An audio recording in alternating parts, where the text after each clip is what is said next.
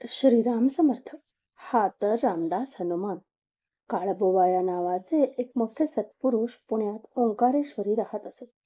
देशपांडे नावाचे श्री महाराजांचे एक शिष्य नुकतेच गोंदावल्याहून पुण्यास परत आले होते. ते काळबोवांच्या दर्शनास गेले. त्यांना नमस्कार करून ते समोर बसले तेव्हा बोवांनी नदीकडे पाहून बोलण्यास आरंभ केला. कोरेगाव स्टेशनवर उतरल्यापासून थेट गोंदावल्यापर्यंतच्या रस्त्याचे वर्णन झाले. नंतर श्रीराम मंदिराचे वर्णन करून बोवा म्हणाले, रामरायाच्या डाव्या बाजूला एक अगदी लहान खोली आहे. अरे बापरे, खोलीमध्ये पलंगावर केवढे माकड बसले आहे. असे बोलून त्यांनी नमस्कार केले. पुढे बोलण्याचे थांबले.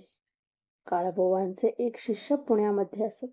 त्यांना देशपांड्यांनी फोटो दाखवला असता ते एकदम म्हणाले, हा तर रामदास हनुमान. त्यांना सोडू नका, त्यात तुमचे कल्याण आहे. श्री महाराज आणि लोकमान्य टिळक. पुण्यात श्री महाराजांची पुष्कळ मंडळी असल्यामुळे ते बरेच वेळा पुण्यात येत. श्री महाराजांचा आणि लोकमान्य टिळकांचा निकट परिचय होता. श्री महाराज पुण्यास आले म्हणजे लोकमान्य 1 रुपया व नारळ घेऊन न चुकता त्यांना भेटण्यास येत. त्यांचे बोलणे बहुधा एकांतात होत असे. श्री महाराज फक्त एकदाच गायकवाड वाड्यामध्ये रात्री 10 वाजल्यानंतर एक मनुष्य बरोबर घेऊन गेले होते. त्या दिवशी बरेच बोलणे होऊन रात्री 1 वाजून गेल्यावर ते परत आले. एकदा लोकमान्य श्री महाराजांना भेटून गेल्यावर श्री महाराज बरोबरच्या मंडळींना म्हणाले, हा पुरुष मोठ्या जबर शक्तीचा आहे. हा आपल्या धर्माचा आचार आणखी थोडा पाळील तर जगाचे जास्त कल्याण करेल. तरी पण मला तो फार पसंत आहे. यावर एकाने विचारले, महाराज त्यांच्याजवळ कोणते गुण आहेत म्हणून ते आपल्याला इतके आवडतात?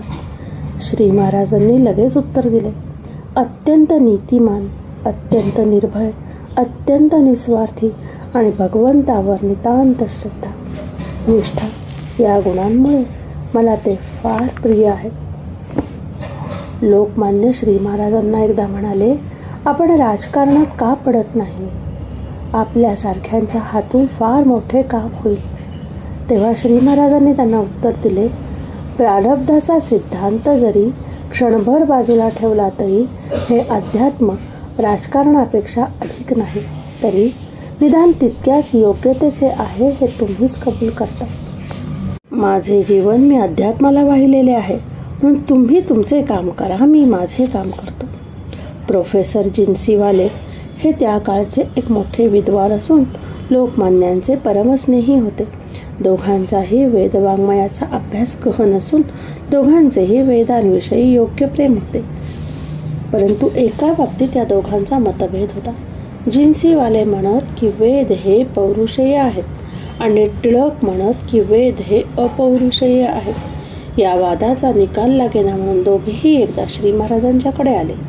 असे ठरले की श्री महाराजांनी दोन्ही बाजू ऐकून घ्याव्यात व आपला निर्णय द्यावा. ज्या दिवशी हा वाद व्हायचा त्या दिवशी सभागृह शास्त्री पंडितांनी गच्च भरून गेले. श्री महाराज अध्यक्षस्थानी येऊन बसल्यावर पहिल्याने जिन्सीवाल्यांनी आपली बाजू मांडली. त्यांचा युक्तिवाद असा, वेद हे वाङ्मय आहे, वाङ्मय हे भाषेपासून बनते, भाषा ही शब्दापासून तयार होते, शब्द हा मानवी कृत आहे, म्हणून वेद हे कितीही जुने, पवित्र व ज्ञानसंपन्न असले तरी ते माणसाने उत्पन्न केलेले म्हणजेच पौरुषेय आहेत. नंतर लोकमान्यांनी आपली बाजू मांडली. त्यांचा युक्तिवाद असा, वेद हे अत्यंत जुने आहेत, त्यावेळी भाषा इतकी प्रगत नव्हती, म्हणून ते भाषामय असले तरी ते मानवी कृती नव्हेत. शिवाय वेद हे ज्ञानमय आहेत. अजून ज्या प्रश्नांचा समाधानकारक निकाल लागत नाही अशाही प्रश्नांची छाननी वेद करतात.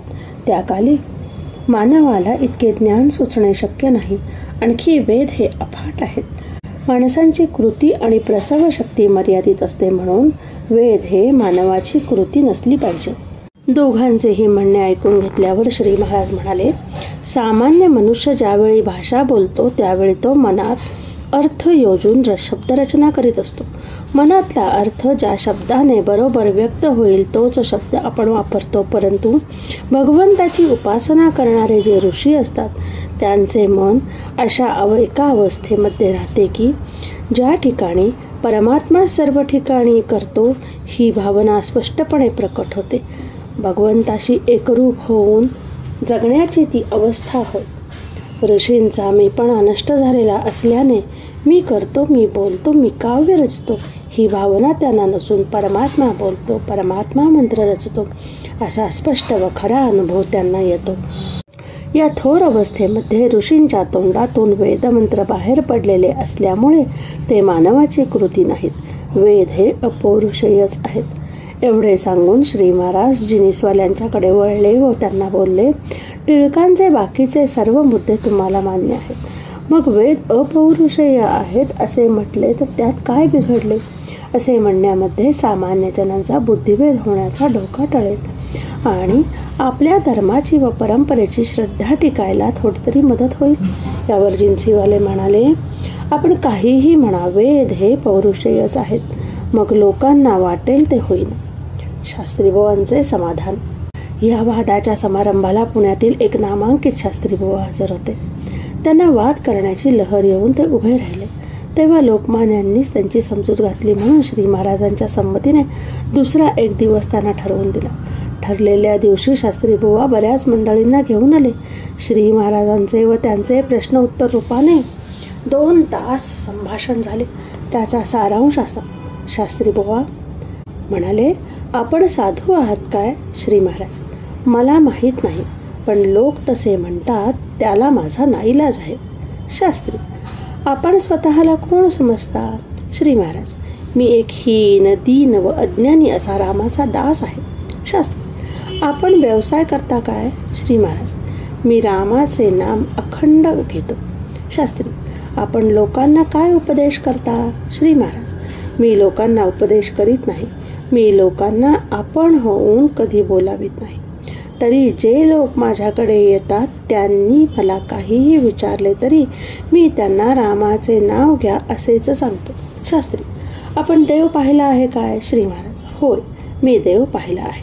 शास्त्री, तो आम्हाला दाखवाल काय? श्री महाराज, अर्थात, पण ज्या डोळ्यांनी देव पाहायचा असतो ते डोळे हे नव्हेत, ते ज्ञानचक्षु होतो. ते डोळे आपण मजजवळून घ्या म्हणजे आपल्याला देव दिसेल. शास्त्री, ज्ञानचक्षु कसे प्राप्त होतात? श्री महाराज, भगवंताचे नाम घेत गेल्याने. शास्त्री, नामस्मरण हे भक्ती मार्गाचे साधन आहे. आपण कोणते श्रेष्ठ मानता, ज्ञान की भक्ती? श्री महाराज, ज्ञान श्रेष्ठ खरेच, पण ते भक्तीशिवाय जगू शकत नाही. कारण भगवंताहून कधी विभक्त नसतो, तो भक्त होय. आणि ज्ञानामध्ये भगवंताशी एकरूपत्व असते म्हणून भक्तीमधून ज्ञान उत्पन्न होते आणि ते भक्तीवरच जगते. खरा भक्त ज्ञानीच असतो. शास्त्री, ज्ञानामध्ये विवेक, वैराग्य प्रधान आहे, भक्तीमध्ये प्रेम प्रधान आहे. असे असताना भक्तीमधून ज्ञान कसे उत्पन्न होते? श्री महाराज, ज्याच्यावर आपली आसक्ती असते तेथे आपली प्रीती असते. ज्या वस्तूवर आपली प्रीती असते ती नेहमी जवळ असावी असे वाटते.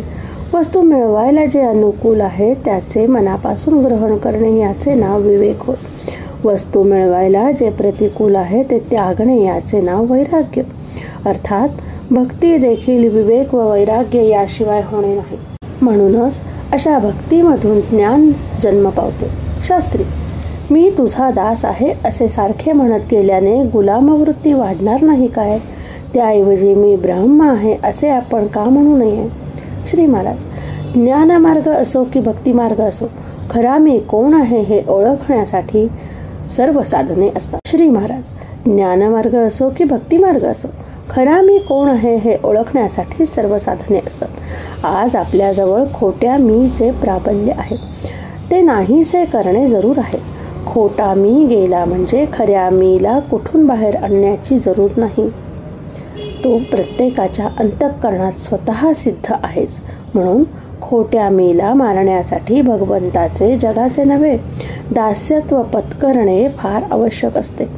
आजच्या आपल्या अवस्थेमध्ये मी ब्रह्म आहे असे म्हणणे देहबुद्धीला वाढविल, ते बरे नव्हे.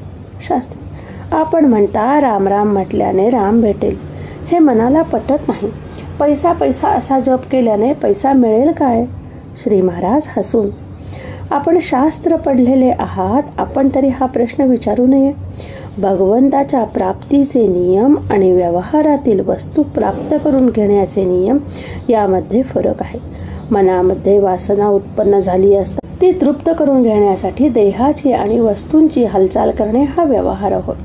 सूक्ष्म भगवंताचे याच्या उलट आहे. भगवंत हा अत्यंत सूक्ष्म असल्याने त्याची प्राप्ती करून घेणे म्हणजे जडामधून सूक्ष्माकडे जाणे होय.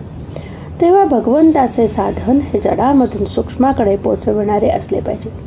पैसा पैसा असा जप करून पैसा मिळणार नाही हे खरेच आहे, परंतु जड देहाशी संबंधित आणि सूक्ष्माशी निकट चिकटलेले असे साधन असेल तर ते नामच होय. किंबहुना श्रुती सर्व सूक्ष्म सृष्टीचा अंतर्भाव नामामध्ये करते. नाम आणि ओंकार एकच आहेत. शास्त्री नाम कोणते आणि कसे घ्यावे? श्री महाराज आपल्या आवडीचे किंवा संतांपासून घेतलेले नाम घ्यावे आणि आपण आपल्या मुलाला जितक्या आपलेपणाने हाका मारतो तितक्या आपलेपणाने देवाचे नाव घ्यावे. सर्व मंडळींचे इतके समाधान झाले की त्या दिवशी पुष्कळांनी श्री महाराजांकडून अनुग्रह घेतला. जय जय रघुवीर समर्थ. जानकी जीवन स्मरण. जय जय श्रीराम. जय राम. जय